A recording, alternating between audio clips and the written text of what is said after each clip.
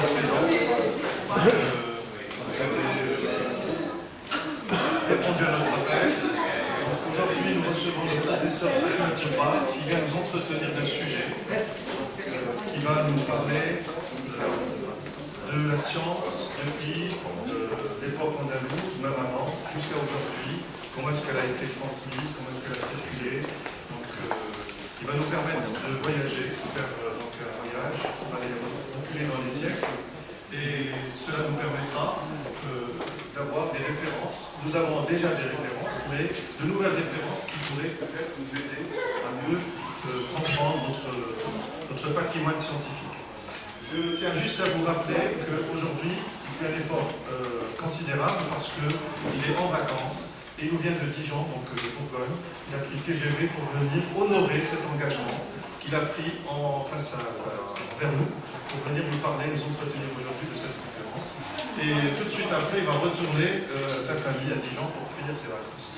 Donc nous sommes vraiment très touchés par cet effort. Et c'est aussi un clin d'œil à tous pour savoir que rien ne peut se faire sans effort. Vous aussi, vous avez fait un effort puisque vous êtes là aujourd'hui, mais lui, il a fait un gros effort, donc qu'il en soit remercié de votre part. Voilà, je vais laisser donc nous entretenir de ce sujet. Tout de suite après, il va y avoir un petit moment, 10 minutes, un quart d'heure, où on peut se poser donc des questions entre nous, et puis lui retourner quelques questions pour qu'il puisse un petit peu répondre, établir un dialogue et répondre aux questions et aux questionnements que l'on se pose. Voilà, je le remercie. Merci beaucoup. Donc, d'abord, je remercie beaucoup le groupe d'amitié islamo-chrétienne et l'association de bienfaisance de m'avoir invité. Je n'ai pas de lien avec les associations et je suis le premier à le regretter. Je suis satellisé, si vous voulez, dans les milieux universitaires, les universités du temps libre, les universités du troisième âge, les universités du savoir et les universités tout court. Et puis je vais aussi dans des lycées et collèges, mais dans les associations c'est un peu plus difficile. Donc là je suis absolument ravi de parler de vous. Alors le public, je sais que le public est très très varié, donc je vais essayer d'aborder aucun aspect technique. Si je vous montre des choses techniques, ce sont uniquement des images, je n'insiste pas. Je vous dis ça parce que j'ai un défaut, je suis mathématicien, donc j'ai tendance à vouloir montrer que je connais de la science. Mais je ne vais pas le faire, rassurez-vous. Alors, je vais vous parler des sciences qu'on appelle arabes, en Andalous et au Maghreb. Il y a trois mots qui posent problème. Le mot science ne pose pas problème en général. Quoique, pour les musulmans, les sciences, c'est tout ce qui a été produit par l'intelligence humaine. Par contre, donc, que ce soit des sciences religieuses ou littéraires ou ce qu'on appelle des sciences exactes. Pour ma conférence, il s'agit uniquement de sciences exactes. Mathématiques, physique, chimie, médecine, botanique, agronomie, etc. Ensuite, sciences arabes, c'est uniquement une appellation de spécialiste. C'est-à-dire que nous appelons sciences arabes tout ce qui a été pensé, écrit, enseigné, publié, diffusé en langue arabe par n'importe qui.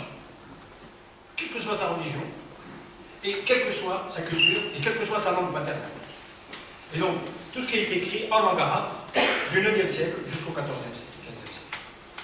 Ou disons au début, c'était quasi général, c'est l'arabe qui était la langue de la science, de la philosophie. Puis après, évidemment, il y aura la langue persane, qui va petit à petit exprimer de la science, puisqu'elle avait déjà exprimé avant. La langue hébraïque, l'hébreu, va exprimer la science, à partir du début du XIIe siècle. Le turc, à partir essentiellement du XIVe siècle, XVe siècle. Le berbère, à partir essentiellement du XVe, XVIe siècle, je parle toujours des sciences. Et le latin, qui avait déjà exprimé de la science avant, et qui va de nouveau exprimer de la science puissante à partir du XIIe siècle, en relation précisément avec à la fois les sciences dites arabes et avec l'Andalous. Alors qu'est-ce que c'est que l'Andalous? Ce n'est pas l'Andalousie. C'est un mot technique chez les spécialistes pour désigner toute la partie de la péninsule ibérique qui va être sous le pouvoir musulman, ou sous les pouvoirs musulmans. Et donc du coup, qui dit péninsule ibérique, dit une grande partie de l'Espagne d'aujourd'hui et pratiquement tout le Portugal. Jusqu'au XIIIe siècle, les 2 tiers du Portugal, d'abord 100% du Portugal, ensuite les 2 tiers, étaient sous contrôle musulman, au sens politique du terme, bien sûr.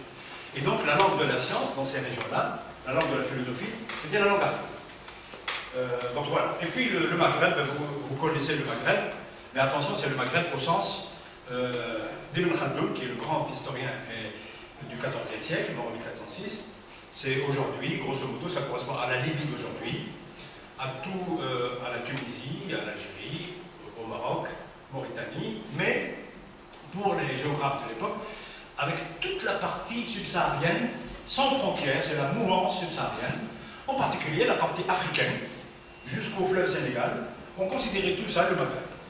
Pour nous, c'est à tort aujourd'hui, mais nous, on n'a pas à dire qu'ils ont tort ou raison, nous sommes des historiens.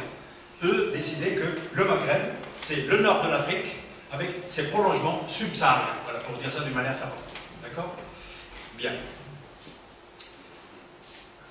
Alors voici donc, je suis désolé pour la couleur, c'est à cause de la lumière. Donc voici la partie du monde musulman qui va être le résultat des conquêtes qui ont commencé en 632 à la mort du prophète. Et ces conquêtes vont s'étendre jusqu'à 751, puisque la dernière bataille décisive va avoir lieu ici, à la frontière chinoise, à la bataille de Talas. L'armée musulmane a été victorieuse d'ailleurs. Mais grosso modo, pour résumer, les sciences vont se développer dans cet espace-là. Et cet espace qui est ici, qui devrait être coloré en vert aussi, mais c'est un vert beaucoup plus clair, et on ne le voit pas assez. Et là aussi, évidemment. Alors cet espace va être l'espace de la production de la science. Mais comme vous le savez, le monde musulman est beaucoup plus vaste que ça. Déjà, au XIe, XIIe siècle, il était beaucoup plus vaste. Mais les sciences vont se développer essentiellement dans cette partie et vont se diffuser vers l'Afrique subsaharienne, vont se diffuser vers l'Asie, l'extrême-Asie, vers l'Inde et vers l'Afrique de ce côté-ci. Alors, je vais suivre la chronologie. Ce n'est pas la bonne division de l'histoire. Hein, je vous le dis tout de suite pour les collègues spécialistes qui sont ici. C'est juste parce que c'est commode. Et donc, je vais, les historiens, comme par exemple mon collègue Pierre Guichard, et puis les autres, Gabriel Martinez-Gouraud et les autres spécialistes de l'Andalous, font ces divisions qui sont très pratiques, basées sur les dynasties. Alors la première période, c'est la période des gouverneurs. Alors 647-756. En fait, la date commence ici, c'est une date qui ne concerne pas l'Andalous, l'Espagne musulmane, puisque l'histoire de l'islam en pays ibérique ne commence qu'en 711. Mais là, l'islam, son histoire commence au Maghreb à partir de cette date. D'accord? Alors, quelle est la caractéristique de cette période? Alors, il y a des populations autochtones. Quand les premiers concurrents musulmans vont arriver au Maghreb, ils ne sont pas tous arabes, mais la majorité était arabe quand ils vont arriver à l'est du Maghreb. Donc, ils vont trouver une population qui est berbère, avec trois religions, le judaïsme, le christianisme et le paganisme. Pour l'Espagne, ils vont trouver une population autochtone qui était essentiellement chrétienne et juive, même si elle était dirigée par d'anciens païens qui étaient les Visigoths, mais qui s'étaient christianisés entre-temps, mais qui n'avaient pas de très bon rapport avec la population. Ce qui expliquerait en partie, d'après les spécialistes, pourquoi la conquête de l'Espagne par les musulmans a été relativement facile. Parce que la conquête du Maghreb par les musulmans n'a pas été facile. Ils doivent être assez contents. D'ailleurs, c'est la conquête la plus difficile par rapport à tous les autres territoires de l'Empire musulman. Parce qu'il y avait des résistances très fortes. Bon, ce n'est pas le but de faire l'histoire de ces résistances, mais c'est pour vous dire que, suivant les régions, l'islam a pénétré lentement ou rapidement ou en fonction des données locales. Donc là, pour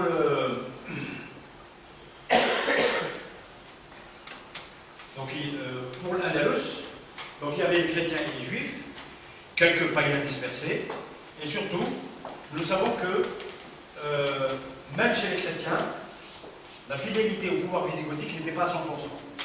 Ce qui expliquerait des défections quand l'armée musulmane va arriver. Pour les juifs, nous avons des informations un peu plus précises. Ici, nous avons une anecdote qui peut être vraie, qui peut être une légende, qui peut-être a été écrite après, mais il faut que je vous la donne. C'est que certains chrétiens étaient très aigris du pouvoir visigothique. Et alors, c'est représenté par une légende d'un gouverneur de la région de Ceuta, gouverneur au nom des Visigoths, bien sûr, qui était chrétien et qui a voulu se venger de son chef, le roi des Visigoths, qui était à Tolède. Pourquoi? Parce qu'il lui avait déjà donné la main de sa fille. Et puis, ce roi Visigoth a été indélicat vis-à-vis de cette princesse. Et la princesse a envoyé un message à son père sous forme d'un œuf pourri, qui c'était un message secret, donc pour expliquer qu'elle était très maltraitée. Et donc par conséquent, donc, il s'est vengé, et c'est lui qui a offert ses bateaux pour la conquête de l'Espagne musulmane. C'est ce qu'on raconte. Bien, mais je ne peux pas vous assurer la véracité de cette histoire. Pour les Juifs, c'est beaucoup plus factuel. Nous savons que les communautés juives du sud de l'Espagne, donc de la péninsule ibérique, pour des raisons liées à leur statut, ils étaient persécutés par les Visigoths, par le pouvoir visigothique. Et donc, lorsqu'ils ont vu quel était le programme du nouveau pouvoir qui voulait conquérir cette région, ils ont comparé ce programme, il était théorique bien sûr, ils ont comparé ce programme avec celui de leur situation avec le pouvoir visigothique, ils ont choisi de soutenir le pouvoir musulman. Non pas parce qu'ils étaient pour l'islam en tant que tel, parce qu'ils considéraient que leur religion monothéiste était la plus ancienne, mais tout simplement parce que ça les arrange. Voilà. Donc on considère que lorsque on explique la rapidité de l'offensive musulmane dans la péninsule ibérique, c'est parce que, semble-t-il, d'après les historiens arabes, ils pouvaient laisser abandonner les régions conquises uniquement à la garde de communautés juives. Ils n'avaient pas besoin de laisser des garnisons, et donc leur armée continuait à être forte et à avancer jusqu'à Tolède, jusqu'à Saragosse. C'est une des explications que donnent les historiens. Bien. Et puis, pardon, excusez-moi. Et puis, il y a le nouveau peuplement. Le nouveau peuplement va arriver. On sait qu'on a quelques informations. En 711, l'expédition de Talet el-Ziyad. Ce sont des contingents berbères. Il n'y a pas de contestation pour le moment. La majorité des soldats qui étaient dans cette armée, qui a conquis l'Espagne, la future Espagne musulmane, ce sont des berbères. Ensuite, en 712, il y a un rééquilibrage. Moussa ibn Moussaïd, qui est le chef de l'armée arabe, qui était à Kérouan, va envoyer 12 000 cavaliers. Mais on ne sait pas s'il va envoyer des cavaliers tout seuls ou avec leurs femmes. C'est très important. Et oui, parce que si c'est uniquement les hommes, ils peuvent se mélanger beaucoup plus avec la population et se marier. Et donc déjà, on va voir la transformation de la société ibérique. Là aussi, d'ailleurs, les contingents berbères, on ne sait pas s'ils sont venus avec leurs femmes. Alors on suppose que une grande partie est venue sans leurs femmes. Et donc déjà, dès 711, il y a un phénomène de mixage des populations, qui est très important pour la suite, pour mon discours de la suite.